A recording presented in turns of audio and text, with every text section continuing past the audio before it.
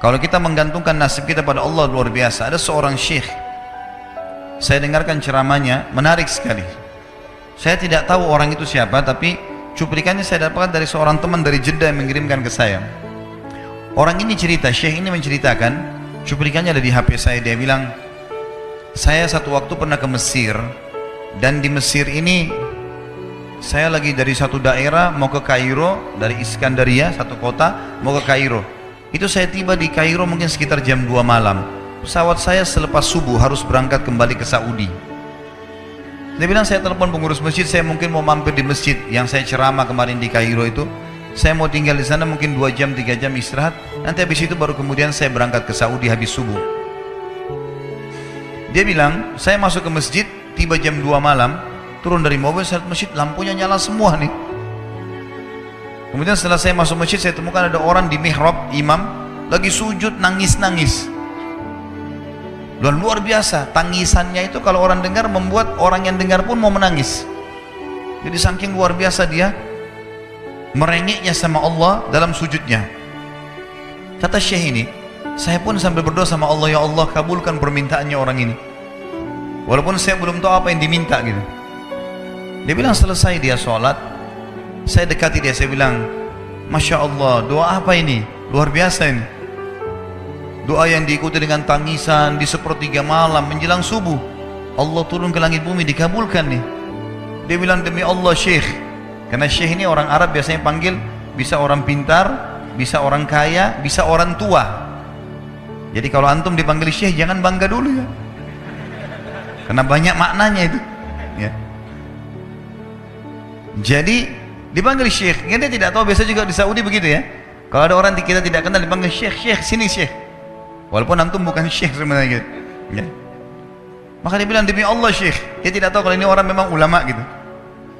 Istri saya sekarang lagi dirawat di rumah sakit dan saya harus bayar 14.500 jenih atau ponnya Mesir. Saya harus bayar rumah sakit. Kalau enggak istri saya enggak bisa dioperasi. Ini sudah parah sekali. Kata syekhnya, jadi gara-gara itu kau sujud sama Allah. Dia bilang, iya, lanjutkan nangis sama Allah. Allah tidak akan menyanyiakan orang yang ikhlas minta padanya. Lanjutkan, nikmati sujudmu, pasti Allah akan berikan jalan keluar.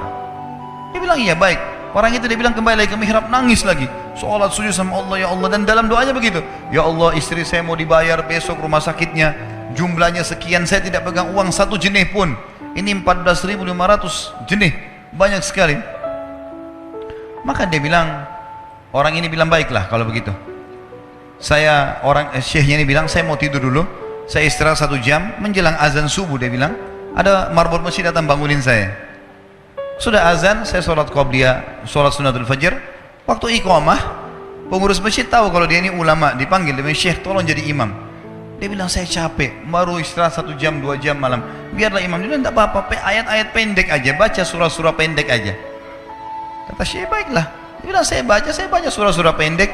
Rupanya mikrofon masjid karena keluar di luar, ada satu pengusaha Mesir, apartemennya itu dekat masjid, dan dia suka ikuti ceramahnya syekh ini di YouTube. Dia bilang, turun dari apartemennya, ikut sholat berjamaah di masjid, karena dia kenal suaranya orang ini gitu. Begitu selesai sholat, dia bilang, saya lagi zikir, datang orang itu. Dia bilang, syekh, ahlan wa sahlan di Mesir, saya salah satu penggemar anda di YouTube, dan saya dengar suara tadi. Saya tadi mau sholat di masjid lain, saya ke masjid ini. Dia bilang, syekh, saya mau minta tolong satu hal. Kata syekhnya, kenapa? Dia bilang, saya sudah ngitung zakat uang perusahaan saya harus alokasikan 14.500 jenih. Kata syekhnya. Orang itu bilang, saya mau alokasikan zakat saya 14.500 jenih. Kata syekhnya, saya nangis, dengar itu. Nangis, saya terisak-isak. Kata orang itu, kenapa anda nangis? Syekh bilang, saya nggak bisa jelasin. Dia bilang, saya nangis terus. Kemudian saya lihat ke kiri kanan di sof, mana orang yang tadi malam sholat tahajud tuh? Wah, ada di ujung. Dipanggil sama syekh, fulan kesini, datang. Dia bilang, ceritakan masalah kamu apa? Dia bilang, syekh, saya punya masalah, istri saya dioperasi, harus bayar 14.500 jenih hari ini, kalau tidak nggak operasi. Kata syekhnya, tiba-tiba si pengusaha ini nangis-nangis. Orang ini juga heran, kenapa kalian berdua menangis? Dia masih bingung kenapa gitu. Kata syekhnya, biarin orang ini yang jelaskan. Yang punya usaha bilang apa? Demi Allah syekh, saya sudah 1 minggu taruh uang ini di lemari saya, sudah 1 minggu. Setiap hari istri saya bilang, turunkan, lakukan haknya Allah, zakat itu keluarkan. Dia bilang, saya ingin dapat 1 orang yang saya kasih langsung daripada saya bagi-bagi. Saya mau 1 orang saya kasih, selesaikan masalah dia, dan Allah selamatkan saya di akhirat. Orang ini jadi nangis. Orang yang punya minta butuh nangis. Kata pengusahanya, ini uangnya silahkan, 14.500. Semoga Allah selesaikan urusan saya di akhirat gara-gara saya bantu kamu. Kata syekhnya, demi Allah yang terjadi, orang ini yang siapa namanya, orang yang punya uang ini, yang dikasih uang, dia tiba-tiba lupakan saya dan lupakan si pemilik uang. Dia langsung angkat kepalanya ke langit sambil menangis mengatakan, ya Allah, aku mencintaimu. Terpenuhi kebutuhannya, gitu kan. Kuasa Allah. Teman-teman, cuman kita selalu buru-buru. Kalau seseorang kita di perusahaan mau dinaikkan gajinya saja, mau naikkan jabatannya, dia harus tulis permohonan. Tidak mungkin juga baru hari ini dimasukkan kemudian ketuk ruangan di rootnya, mana permintaan saya kemarin, atau hari ini, nggak mungkin. Seminggu dia sabar, 2 minggu dia sabar, dengan berharap datang panggilan. Kenapa dengan Allah subhanahu wa ta'ala kita tidak begitu, teman-teman? Banyak orang buru-buru, dan kebanyakan orang mau menggantungkan permintaannya kepada Allah hanya pada hal-hal yang kecil, hal yang besar tidak, atau sebaliknya, hal yang besar, hal yang kecil tidak.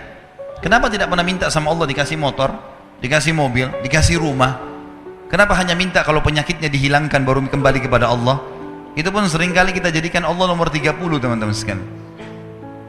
Ke dokter ini, ke dokter itu, resep ini, resep. Nanti kalau sudah mentok nggak bisa sembuh baru sholat tahajud. Hah? Salah. Islam mengajarkan kita apa? Sebelum makan berdoa, sebelum tidur berdoa, sebelum aktivitas berdoa, sebelum ke dokter doa dulu supaya Allah jadikan kesembuhan. Karena dokter resepnya cuma semoga lekas sembuh, tidak ada pasti sembuh. Makanya teman-teman sekalian, kembali kepada Allah adalah jalan yang paling luar biasa. Gitu. Coba merengek kepada Allah SWT. Allah pasti tidak akan pernah memungkiri janji-janjinya.